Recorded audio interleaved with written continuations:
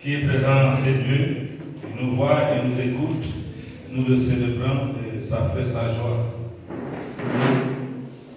Nous pouvons tous dire merci à Dieu pour le temps qu'il nous accorde encore ce dimanche, afin d'écouter sa voix à travers celui dont il s'est choisi. Et chacun a besoin d'écouter cette parole qui va lui faire du bien. Parce que la parole de Dieu ne sort pas en vain. Ce qu'elle sort, elle a un but pour accomplir. Alors ce but te concerne. Tu n'es pas là pour rien. Si tu as créé, c'est pour un but. Et il faut toujours chercher à connaître pourquoi est-ce que Dieu t'a créé. Alléluia. Lorsqu'un homme fabrique un mesure, fabrique un homme, il sait pourquoi il fabrique ce homme. Lorsqu'un homme construit la maison, il sait pourquoi il construit cette maison. Il y a un but pour laquelle il construit cette maison. Et si Dieu donc t'a créé, il y a un but pour lequel Dieu t'a créé. Gloire à Jésus. À nous entendre dans la parole de Dieu, celle qui nous réconforte, celle qui nous rassure. C'est le livre le plus juste, le plus près qui a la vie où c'est tout la vie. Si tu veux avoir la vie, rentre dans les Écritures. C'est la parole de Dieu. Parce que tout a fait est fait par cette parole. Au commencement était la parole. Donc, pour être sage, rentre toujours dans les Écritures. La parole de Dieu te fera du bien. Il y en a dans tout ce qui est là-bas, c'est la solution à tous les problèmes. Alors, rentre là-dedans, et comme aujourd'hui, écoute, il faut dire, sois attentif, parce que Dieu veut te parler. Amen. Amen. Bien, ce matin, nous allons lire dans le livre de Jonas. Vous savez, Jonas était un dur. Tout le monde le sait. C'était un dur. Mais nous allons dire comment est-ce que Dieu aussi, quand tu es dur, vous savez, Dieu est capable de te briser si tu t'amuses. Alléluia. Amen. Donc, nous sommes dans le livre de Jonas 1, verset 2, et surtout,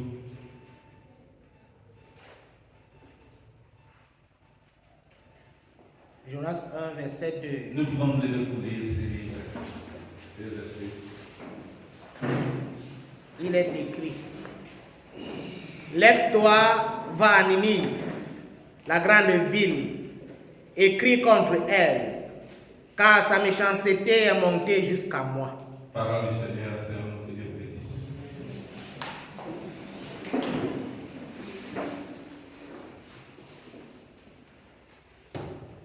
Si nous pouvons donc donner notre sous-terre, un thème de ce matin, je peux dire, c'est-à-dire, il dit, lève-toi et va à Ninive, et je te dirai ce que tu dois faire. Lève-toi et va à Ninive, et je te dirai ce que tu dois faire. Alléluia. Lorsque ton Dieu t'appelle, il ne t'appelle pas gratuitement, il ne t'appelle pas et il ne sait pas ce que tu dois faire.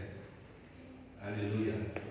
Lève-toi et va à Ninive. Je crois que nous sommes ensemble. Généralement, nous avons vu un temps ici. Il nous disait que comment lève-toi et va où? Et va à Damas. Aujourd'hui encore, le Seigneur dit, lève-toi et va à Ninive. Tu as un lieu là où tu résides, c'est Damas. Mais aujourd'hui, il dit d'être levé et d'aller où? À Ninive. Alléluia. Et nous verrons dans ce deux hypothèses, c'est-à-dire qu'il y a l'obéissance à la voix de Dieu. Il y a quand on est réticent aussi à la voix de Dieu, on ne veut pas obéir, c'est-à-dire la désobéissance. Parce que s'il y a l'obéissance, on est tout aussi la désobéissance. Et Dieu veut toujours nous éclairer sur ces deux hypothèses. Il faut que les enfants de Dieu sachent ce qu'ils doivent choisir. Et Dieu nous dit souvent que ce que nous devons choisir, c'est quoi? L'obéissance. Et il dit même, l'obéissance vous met au quoi? Le sacrifice. C'est quelque chose de merveilleux. ailleurs, ce que tu dois faire, ou bien tu as désobéi à la parole de Dieu, et que tu parles même jeûner et prier sans toutefois obéir à ce que Dieu t'a dit, tu n'es pas en train de faire la volonté de ton Dieu. Amen. Et c'est pour ça que nous allons voir ces deux choses. Mais ici, nous allons donc comparer Paul, selon qu'il a été dit, Actes des Apôtres, tu vas aussi lire là, bien-aimé, 22 au verset 10.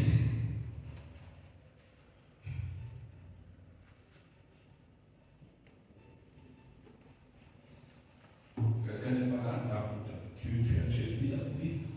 Acte 22, verset 10, il est écrit.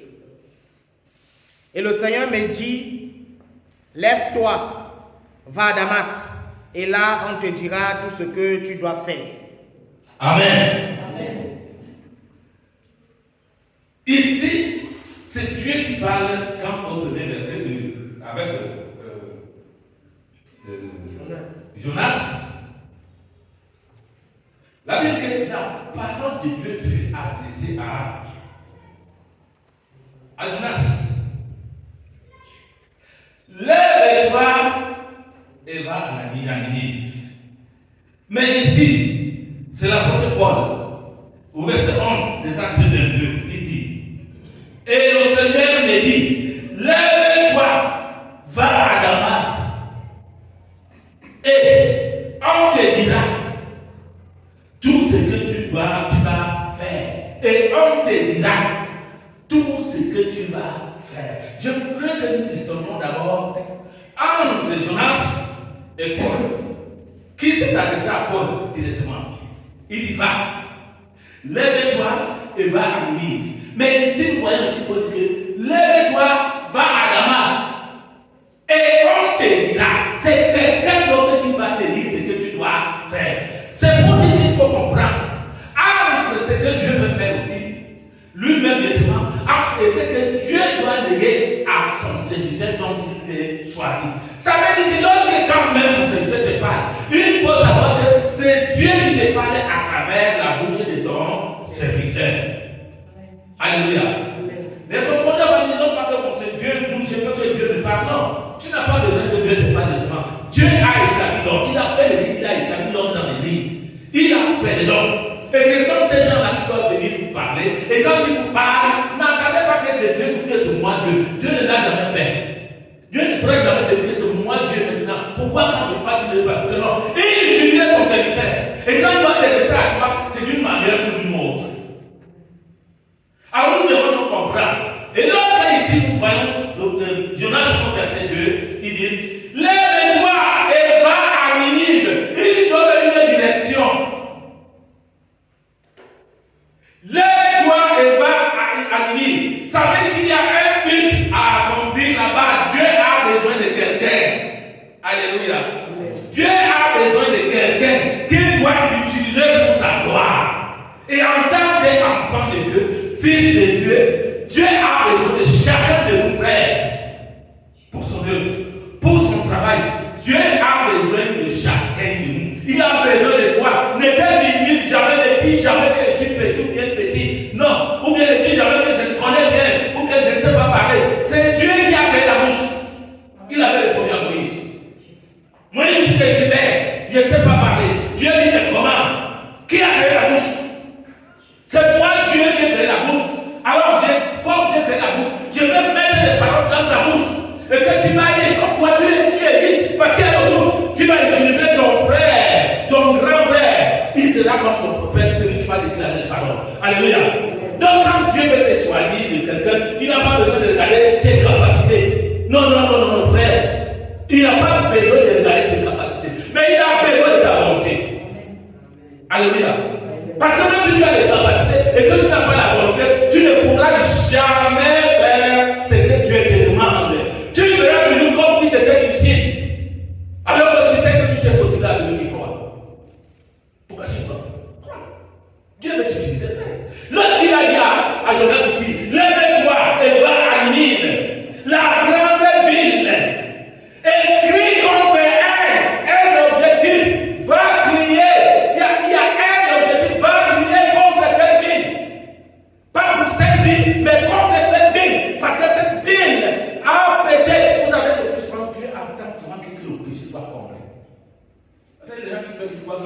il fait Dieu. Non. Tu n'arrives pas à dire de partir. Lève. Dieu attend donc que le péché ne soit comble. Parce qu'il dit l'autre point, écrit contre elle, car sa méchanceté est montée jusqu'à moi. Ah. Alléluia. Donc Dieu avait besoin de quelqu'un qui se mette à la brèche pour cette fille. Parce qu'il avait dit quoi?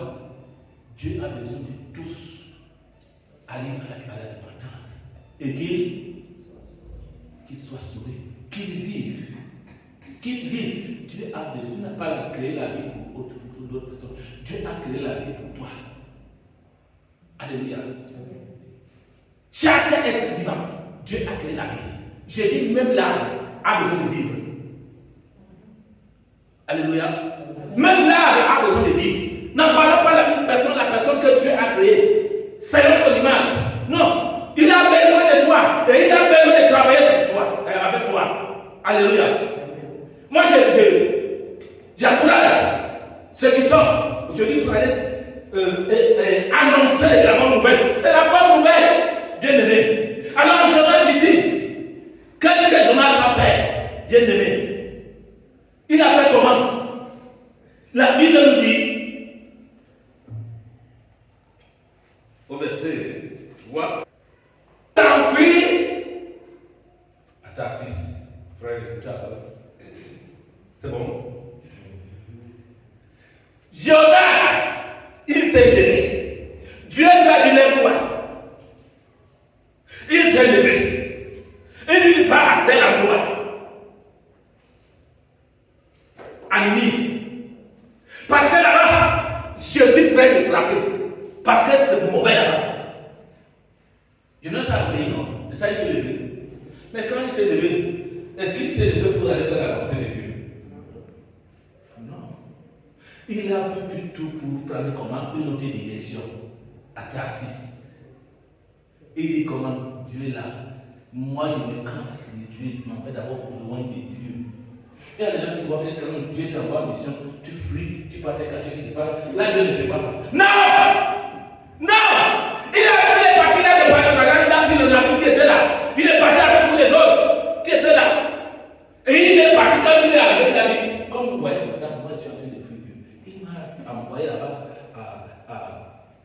à Ninive, mais moi je ne pars pas. Il avait dit ça à ceux qui étaient dans le navire. Le témoignage est ici dans les Écritures. Il a quitté. Il est parti. N'est-ce pas cela? Mais l'autre nous l'avons ici, avec Paul. Quand il dit, quand il s'est dit que va, c'est pourquoi? C'est pour aller prêcher l'évangile. Alors disons un peu dans le délai. 1 Corinthiens 9, 16. Qu'est-ce qu'il dit?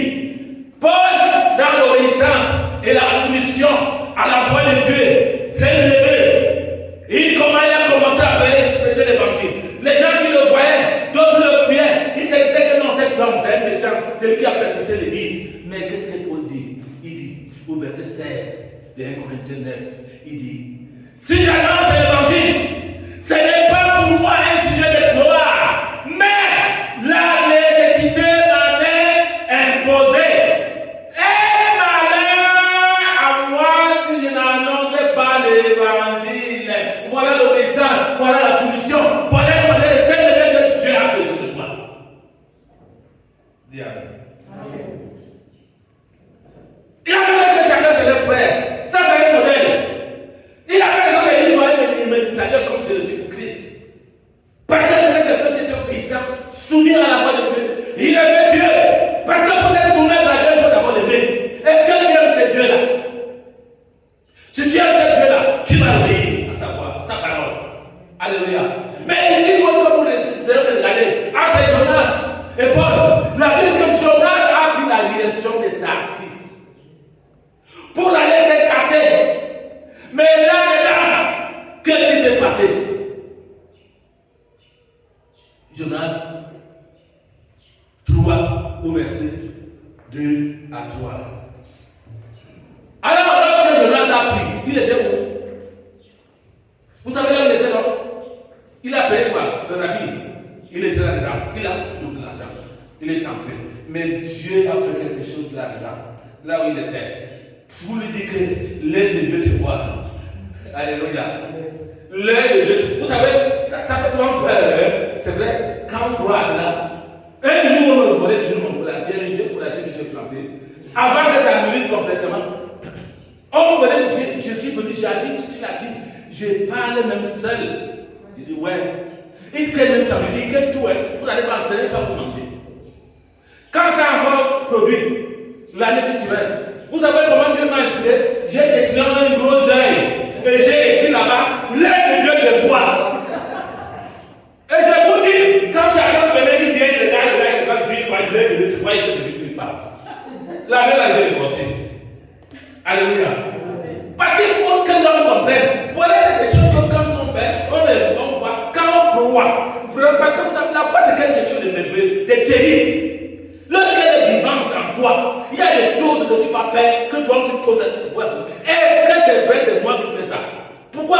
Parce que tu as la foi en Christ. Parce que tu crois qu'il peut, il connaît tout, il sait tout, il voit tout, il peut tout, il est capable de tout. Alléluia. Alors regardez ces hommes, c'est des païens, hein, ceux qui le faisaient.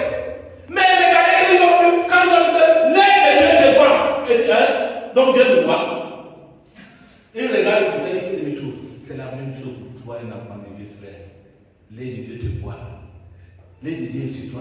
Il a besoin que tu marches avec lui. Que tu saches que tu es avec lui. Même quand tu vas marcher dans l'ombre de la vallée, la mort, sache qu'il est avec toi. Son œil est sur toi. Son regard est sur toi.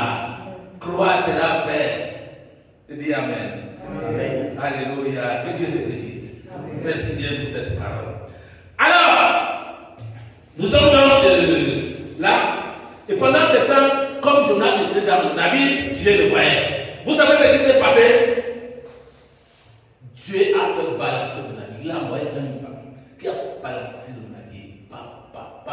Et les gens avec qui Jonas était dans le navire se sont souvenus de ce que Jonas leur avait dit que je suis en train de fuir le Dieu qui m'a envoyé à Ninive. Ah, ils ont dit non, nous avons un homme ici qui nous a dit que peut-être que c'est lui qui nous amène cette malédiction. On n'a jamais eu des choses comme ça. Ils sont partis là où Jonas était. Ils ont dit, qu'est-ce que tu as fait à ton Dieu? Jonas était obligé de leur dire, c'était Dieu, ce qu'il a fait. Il dit, maintenant, qu'est-ce qu'on fait de toi? Vous savez, lui-même a prononcé sa sentence. Il voyait déjà que, oh, c'est Dieu-là. Il dit, c'est ce Dieu-là que tu as fait. Il a prononcé sa sentence. Il dit, jetez-moi dans la mer. Hein? Peut-être qu'il a eu la promotion. Vous savez, s'il fallait qu'on le tue avec la matière qui vient avec l'arme. C'était pas bon pour lui, non? Il a trouvé, jetez-moi dans l'eau. Peut-être dans l'eau, il peut boire avant de mourir. N'est-ce pas cela? Ils l'ont jeté. Mais Dieu, qui était là avec l'œil sur lui, il dit au poisson, va m'amener le petit type là. Il veut lui montrer que c'est moi Dieu. Le gros poisson est venu là-bas, il dit alors là, tu veux voyager, tu vas voyager maintenant, viens gratuitement. Allez, fais! Vous savez quel métier il a pris? Néné, atterrissage. Atterrissage. Alléluia. Et je vais vous dire, quand Dieu est en toi, Dieu peut, souvent quand tu te répètes, quand tu le fais, Dieu laisse un petit truc là où tu vas commencer à souffrir. Soit comme il le peut, hein, soit même quelque chose qui pètera.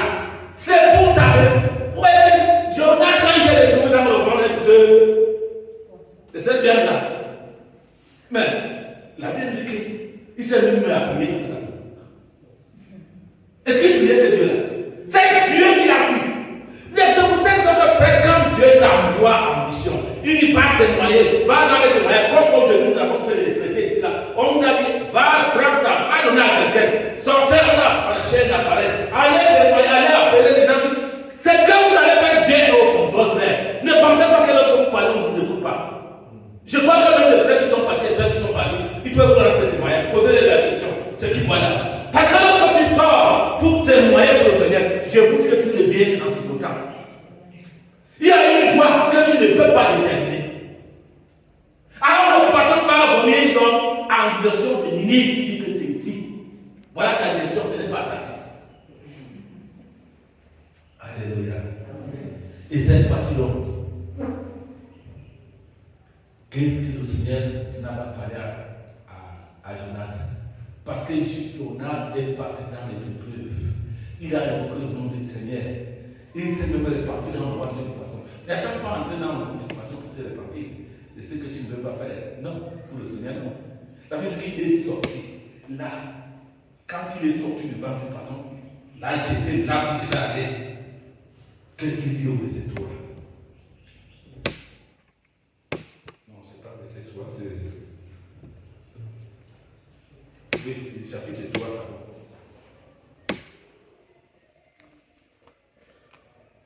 Puis a laissé à Jonas une seconde fois. Maintenant, quand Dieu avait la cervelle au cerveau de Jonas, parce que Dieu lève là le cerveau de ses enfants. Il dit qu'il ne faut pas épargner une fois l'enfant, c'est pour le laisser le soir. C'est pour ça qu'à un moment donné, le crier de papa, on ne voit pas d'ici. Vous pensez que c'est quoi? C'est Dieu qui l'aide parce que tu as désobéi. Là où il t'a dit, tu refuses.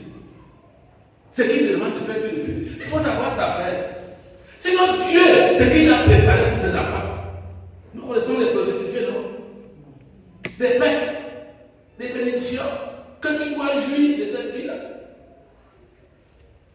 Alors ici, après avoir lavé le cerveau de Jonas, Dieu revient maintenant pour une deuxième fois pour parler à Jonas.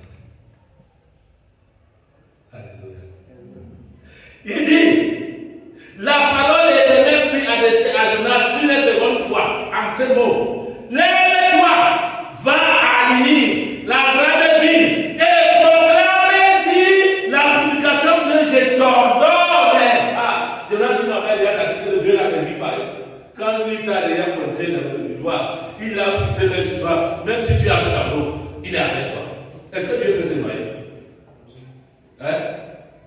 C'est Jonas qui pouvait se noyer. Dieu était avec lui dans. Il dit maintenant pour la seconde fois, lève-toi et va où? À Ninive. Pendant que Paul ici, notre moyen son exemple, lui il a dit de quoi? Il dit, si j'annonce l'évangile, ce n'est pas pour moi un sujet de gloire, mais la nécessité m'en est imposée. La nécessité est imposée, frère. C'est nécessaire. C'est imposé. Ce n'est même pas une faveur. C'est nécessaire. Mais c'est cette nécessité. C'est comment? C'est imposé. Et il dit, malheur à moi. C'est quand tu veux te dire. Tu veux te dire, malheur à toi. Tu l'annonces, tu vas l'évager. Tu voulais quoi? C'est écrit. Est-ce que c'est bon? Est-ce que tu vois? Nous tous nous ouvrons. Tu as ta Bible, tu as acheté ailleurs, moi je suis ailleurs, tu dis la même chose. Il dit, si je ne le fais pas, moi-ci, malheur à moi. Si je n'annonce pas comment l'évangile, parce que c'est impératif. Un enfant de Dieu qui a reçu la parole dans sa bouche, il doit la proclamer. Si tu reçois la parole, c'est quoi? C'est pour l'annoncer. Quand il a dit à Moïse, la bouche, c'est pas qu'il a fabriqué, il a fabriqué pourquoi? Dieu t'a dit la bouche pleine de terre. Ce n'est pas parce que tu dois seulement manger. Non. D'accord, mange pour que tu sois fort. Et que tu sois capable de marcher pour annoncer quoi? L'évangile. Ce n'est pas dans la voiture, c'est à pied. Quand on annonce l'évangile, c'est à pied. Ce n'est pas dans la voiture. Ce qui est dans la voiture, c'est la publicité. Mais l'évangile se fait entendre vis-à-vis. Tu écoutes. Dieu te parle à travers une bouche et tu écoutes ce que tu te dis. Alors c'est pour cette raison que Dieu, lorsqu'il arrive donc là, il dit lève va à Ninive, la grande ville, et proclame-y la publication que je t'ordonne. Et là, qu'est-ce qu'il a dit? Et Jonas se leva. Jonas se leva.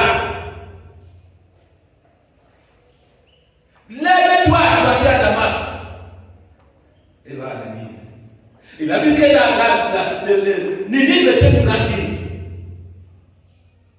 De plus de 120 000 personnes. Et que Dieu devait détruire à cause de leur méchanceté qui est montée jusqu'à eux. Alors il a sollicité un homme. Parce que Dieu utilisait l'homme.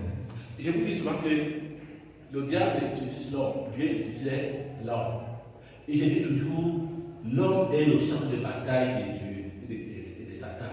Les deux. Et il s'agit souvent comment? Par pensée. Il y a les pensées du diable, il y a les pensées de Dieu. Oui. Quand tu nettoies une pensée, toi, pour savoir quel est le Dieu ou quel est le diable, tu vas où? Tu rentres dans la parole de Dieu. C'est pour cette raison que tu dois connaître cette parole. Pourquoi pour que tu ne sois pas emporté à tout vent de doctrine. Le diable a sa doctrine. Et Dieu a sa doctrine. Le Dieu agissait sur l'homme. C'est pour cette raison que lorsque tu épouses la pensée du diable, tu prends la matière, tu coupes ton frère. Ce n'est pas la pensée de Dieu. Ça, c'est le païen qui est ignorant de la parole de Dieu qui doit faire ça. Mais pas toi, un enfant de Dieu. Si le diable te dit, tu prends ma tête, tu coupes mon frère, tu vas lui dire non, il est interdit. Parce que le sang de l'homme, lorsque tu le tiens un cri aussi, il crie jusqu'à Dieu. C'est pour ça qu'il avait dit à son frère, l'autre avait dit que le sang de ton frère crie jusqu'à moi. Alléluia. Donc c'est un peu ça, bien aimé. Nous devons comprendre que Dieu, lorsqu'il nous appelle, il a un but pour nous, avec nous. Et là où nous devons aller, là où il nous envoie, c'est pour aller prêcher l'évangile. Il s'est dit, lève-toi, va à Ninive. Peut-être que c'est une ville, Ninive, dont il y a aujourd'hui. Peut-être que c'est quoi, mais vous voyez que ce n'était pas au Cameroun, non? Si ces gens avaient l'évangile, la parole de Dieu, on fait la procédure quand il était ici. S'ils avaient cette connaissance, et ils ne s'étaient pas en train de faire Dieu entre les frères. Pourquoi? Bon, il se dit donc quoi? Quand tu regardes ta parole, il se dit quoi? Hein? Pour la nourriture, non? Hein? Pourquoi il y a autre chose? C'est pour la nourriture. Et toi, un enfant de Dieu, Dieu te dit dans ta parole que la nourriture que les gens se tuent aujourd'hui là, pour ça, c'est pour le ventre. Et le ventre est pour la nourriture.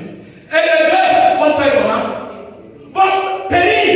Mais alors quand ils vont périr, ils vont dire selon vous. Tu as dit, tu es mon frère. Tu as dit mon frère, pourquoi? La réponse est laquelle? Pour le ventre. Et le ventre a pourri se laisser dans le sol. La moitié a pourri se laisser dans la terre. Et toi maintenant, tu vas devant ton Dieu. Parce que le corps que nous portons là, c'est la pâte, la terre compacte. C'est la maison de toi-même. Tu habites dans une maison. Cette maison-là, c'est la chair que tu vois là. Et les gens ne peuvent pas. Non, le jour que tu sors. Le corps là, on a pris la veille, ça commence à pourrir. Si on ne met pas dans le sol, ça commence à sentir, ça pourrit. Les chiens même viennent manger, ça fait nourrir. Il y a quoi? Mais sache que tu n'as pas à faire ça. Toi, en tant qu'enfant de Dieu. Quand ça ne va pas, prêche l'évangile. Alléluia. Prêche, parce que ces gens ne connaissent pas. Ils n'ont jamais entendu parler de Jésus. C'est comme entendu une conférence qui est. Qui peut être pour eux? Qui est pour le monde? Oh, Dieu a sa présence. Qu'est-ce qu'il a dit? Lorsqu'il arrivait, Dieu a tant aimé le monde. Qui a donné son fils? Le monde, c'est pas seulement le Cameroun. C'est pour ça que on trouve que ce soit aux États-Unis, en Angleterre, en Belgique, en Italie, on parle du même Seigneur qui est Jésus-Christ, le Seigneur et Sauveur du monde. Alléluia. Pour ceux qui l'ont appris, pour ceux qui l'ont entendu, mais Dieu a permis de toi, tu as entendu aussi cela. Tu dois plus marcher comme le païen. Tu dois marcher comme quelqu'un qui voit. Tu n'es plus aveugle. Parce que la première que si tu es aveugle, l'autre est aveugle, les deux vont marcher, ils vont tomber dans le trou. Et le trou, c'est quoi? C'est la mort. C'est la mort, frère. Et quand ce Paul nous dit, au verset 18, il pose la question. Quelle est donc ma récompense? Comment j'ai prêché l'évangile? Pose-toi la question, ta récompense est laquelle? Les gens se posent la question, ils voient que la récompense, c'est vraiment que tu te donnes l'argent, tu donnes l'argent, tu as le travail, tu as le mariage, tu as tout. Il pose la question, lui en tant qu'homme. Ma récompense, quelle est ma récompense? Parce que toutes ces choses-là, les terres, et tout ça, là, Dieu a dit que personne qui quitte son père, sa mère, sa famille, à cause de moi, doit recevoir. Il dit, va recevoir dans ce ciel. Les terres, tout ce qu'il a perdu à cause de moi, il va recevoir. Ce n'est pas ça qui l'intéresse. Mais alors il demande, quelle est donc ma récompense? Au verset 18, il nous dit, sa récompense c'est quoi? C'est d'offrir gratuitement l'évangile que j'annonce. Ça il est de mon droit de prédicateur de l'évangile. Ça il est, ça dit que ma récompense est d'annoncer l'évangile. Ça il est le droit de prédicateur, donc je suis. Parce que lorsque tu annonces la parole de Dieu, tu es un prédicateur. Alléluia. Il y a des gens que tu es, quand tu sors pour aller annoncer l'évangile, tu as besoin de te payer. Et il dit que lui, ça usait le droit de quoi? Des prédicateurs de l'évangile. Voilà sa récompense. Et Dieu te dit, ton travail, fais-le. Et lorsque tu le fais, tu ne le fais pas en vain. Il se souvient de toi. Alléluia. Il se souvient de toi, frère. Ne t'inquiète pas. Le point, c'est que tu dois faire. Obéir, foi soumis. L'obéissance vaut mieux que le sacrifice. Et lorsque tu es obéissant, Dieu te rend témoignage. Alléluia. Si tu étais, Dieu te rend témoignage. Il avait rendu directement le témoignage des gens à Satan, qui est le père du mensonge, le destruction de ce monde. Il a dit, est-ce que tu as vu mon spirituel Job? Il est intègre, c'est un homme intègre. Alléluia. Dieu rend témoignage, frère. Il a besoin de rendre témoignage de toi. Est-ce que lorsqu'il nous rendait témoignage des hommes, Job était présent? Non. Il n'était pas présent. Job était absent. Alors, nous voyons donc que lorsque il est arrivé à Ninive, il alla à Ninive, selon la parole de l'Éternel. Or, Ninive était une très grande ville de 3 jours de marche. Jonas fit d'abord dans la ville. Une journée de marche, il criait et disait, encore 40 jours, et Ninive est détruit. Il a annoncé, 40 jours, vous serez détruit. Vous savez ce qu'il faisait? Il le disait, mais pour lui, il n'a pas dit qu'il est parti. Lui, dans son cœur, vous savez quand, même dans le monde, il obéit, la maman n'est pas obéie, non? Hein? Est-ce qu'il a obéi? Ça veut dire qu'il n'obéissait pas à la parole de Dieu, mais là, il était contraint d'annoncer et de parler, même s'il ne pouvait pas dire jusqu'au fond. Les hommes de Ninive, il dit, Jonas fit d'abord 3 jours, et il criait et disait, encore 40 jours, et Ninive sera détruit. Il dit que Ninive sera détruit. Il n'a pas dit de partez-vous. Mais les gens de Ninive, Dieu les a tirés. La Bible crie. Les gens de Ninive crurent à qui? À Dieu. Pas à Jonas. Ils crurent à Dieu. Ils prièrent un jeûne et se revêtirent des sacs, depuis le plus grand jusqu'au plus petit.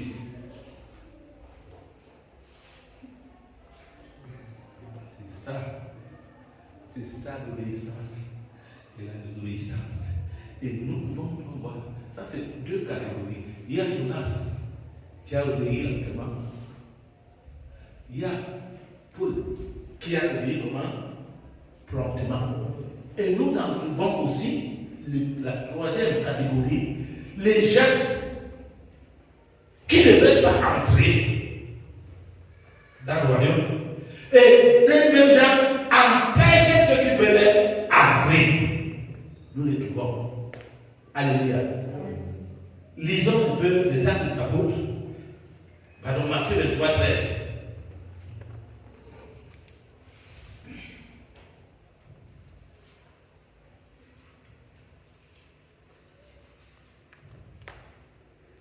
Et pharisiens, hypocrites, parce que vous faites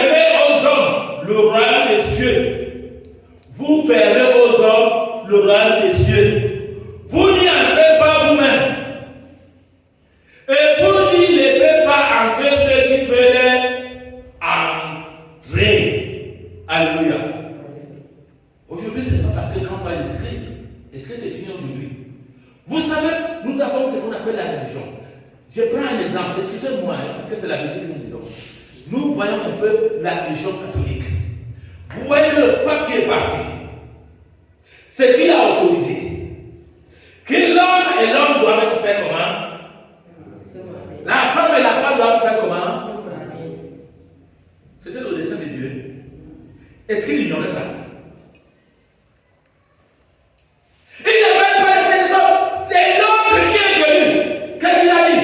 Il a lu la Bible que toi-même tu as compris. Donc les gens qui comprennent ça, des choses comme ça. Il a tout balayé ce que son président a dit. Il a dit que le mariage, c'est une institution de Dieu. Et personne ne peut l'annuler. Alléluia.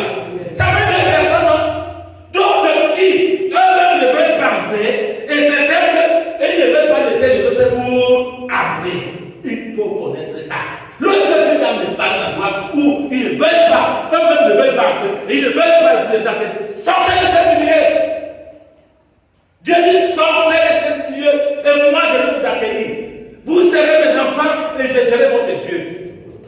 Mais tant que vous êtes là, vous participez, vous communiez. La même sentence va retomber sur toi si tu mets sur cette position. Mais ça n'empêche pas que Dieu soit amour. N'est-ce pas? Il est amour parce qu'il nous miséricordieux, parce qu'il pardonne. Mais tu ne veux pas. Tu vas tomber dans le péché qui est, on appelle ça le péché. Le péché est impardonnable. Voilà le péché est impardonnable. C'est lui qui refuse. C'est lui qui ne croit pas que Dieu le pardonne. Il meurt dans son péché. Et c'est fini. Il n'est pas pardonné. Alléluia. Alors comprenons bien aimés. Aujourd'hui, si nous sommes là, c'est une grâce. Dieu nous aime beaucoup. Et il nous a appelés, il nous a établis. Chacun doit jouer son rôle. Alléluia. Amen. Vous voyez un peu la musique ici. Quand chacun joue là, chacun a sa part de rôle. Hein. Les chantres là, écrits là. Danse, l'autre la crédit, l'autre le boum, boum. Amen. Et ça forme un son. Et un bon son qui te fait danser. Vous voyez, c'est pour ça que Dieu a fait ces choses-là. C'est pour sa gloire. Et si tu ne le fais pas, tu vas aller faire ailleurs que moi, Dieu. Jaloux. Je suis jaloux. C'est là où il a commencé que moi, j'ai Dieu jaloux. Il n'a pas commencé ailleurs. À cause de l'homme, il dit, toi l'homme là, moi, je t'ai créé à mon âge, je suis jaloux de toi. Tu vas te positionner ailleurs, ou tu vas servir quelqu'un d'autre. Moi, je suis jaloux. Et je vais te punir. Alléluia. Donc, bien aimé, écoutons ce que nous pouvons entendre aussi. Et recevons, nous devons recevoir une parole. Et la parole vivante, c'est qui vient pour te transformer. C'est lorsque tu écoutes, tu es enseigné, tu es transformé. Et j'ai béni Dieu pour le témoignage de la sœur ce matin. Ouais, elle a écouté quelque chose. C'est pour ça qu'il y a une parole qui sort. Soyez un enseignement. Soyez enseigné, il faut te renseigner. Ne dites pas que bon, je connais déjà, personne n'a jamais discerné Dieu. Tu as besoin, Dieu a besoin de se révéler. C'est comme ce verset, si tu l'avais déjà dit, moi je l'ai dit plusieurs fois, mais Dieu t'explique encore d'une autre manière. Il n'y a personne ici qui ne connaît pas cette histoire, mais quand Dieu t'explique d'une autre manière, il te donne comment est-ce que tu dois encore parler. Et quand il parle, c'est parce qu'il a dit, il y a quelqu'un qui a ce besoin là. Et Dieu le sait, mais moi je ne le sais pas. Alléluia. C'est pour ces hommes qui écoutons la parole. Dieu nous dit, lève-toi et va animer. Parole du Seigneur, que Dieu nous bénisse. Amen.